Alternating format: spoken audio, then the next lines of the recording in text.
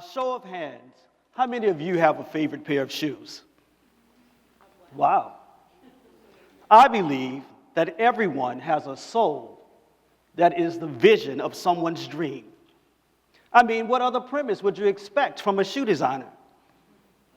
Shoes are the diaries of our lives, captured in real time, step by step by step.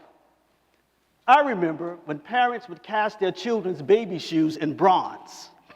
Today in Harlem, I've noticed parents tying their infants' Air Jordans onto their bags and strollers. Shoes are sentimental. Shoes have always left an impression of the wearer's style, status, and sexuality.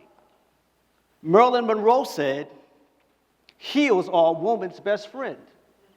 The right kind of shoes can boost your confidence, transform your outfit, and make heads turn instantly.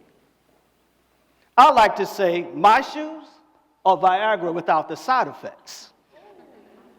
They evoke power, pedigree, a pulse of sensuality, and the projection of lifestyle. Style is a superpower, and our shoes add the hot sauce to our personality.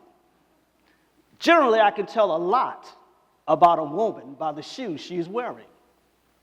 If she's wearing sky-high stilettos, it tells me that she's single, recently divorced and back on the market, or just a plain fashionista.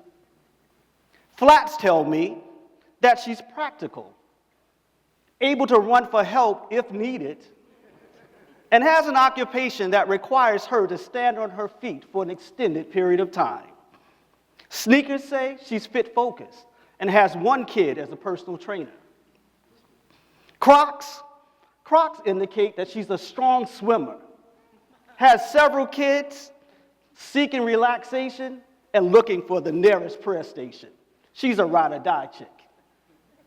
But now, if she's wearing lucite heels, it tells me that she's a pole professional, unafraid of heights, not shy to charge what she's worth, or a fashion risk taker. She knows that she cannot cash your opinion. Today, I want to speak from the topic, leaving a footprint. Leaving a footprint. My mission is to leave you with 4 P's to challenge the way you think about shoes and the proverbial footprints you'll leave in them. The 4 P's include the process of shoes, the power of shoes, the politics of shoes, and the price of shoes. The first P, the process of shoes. The first shoe ever discovered was created in Egypt by the Egyptians, and it was a sandal 40,000 years ago. Most people can conceptualize the process of how clothing is made, but are somewhat clueless with how shoes are made. Every shoe is comprised of 2 main components: the upper, the shaft, and the base, which is the sole. Did you know that it requires over 150 steps to make the perfect shoe? And that there are over 30 different heel styles to choose from? Did you know that up until the 19th century, that cobblers made all shoes by hand? I believe that the process of making shoes is the best way to teach STEM or STEAM. All shoemaking requires an understanding of science, technology, engineering, art, and mathematics. The second P, the power of shoes. Ever since childhood, we were taught about the power of shoes. Shoes are magical. How do I know? One pair of shoes changed Cinderella's life forever.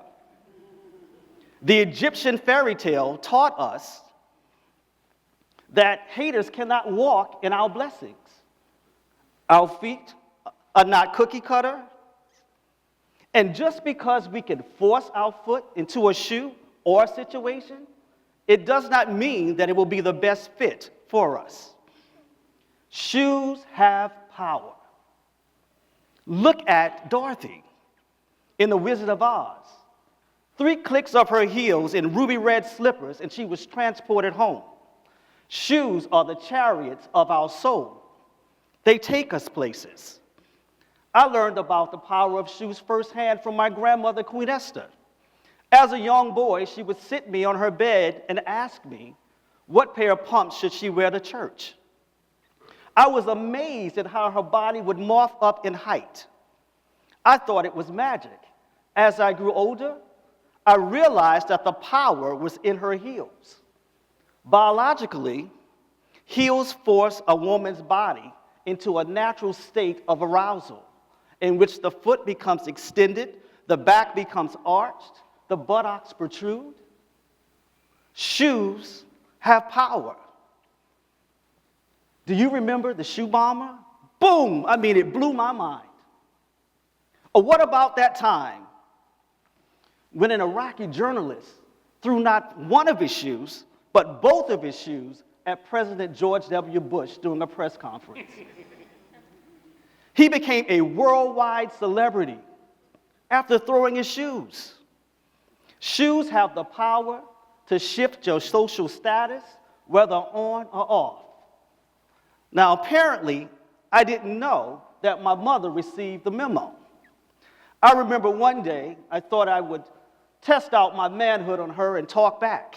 Out of nowhere came a flying shoe. It hit me so hard, I forgot what year it was. It's like she was training for the Yankees or something. That was the day that I learned that shoes have the power to silence the unsolicited commentary of children. Originally, high heels weren't designed for walking. They were essential to the fighting styles of Persia. When a soldier stood up in his stirrups, his heel helped to secure his stance so he could effectively shoot his bow and arrow. The third P, the politics of shoes. The sexuality debate is a political hot topic, from gender equality to what pronoun is politically correct to use. Recently, a female colleague said to me, Etu, women can't have anything to ourselves anymore. First, they took our men. Now they're taking over our restrooms. And for God's sake, they're trying to take our heels.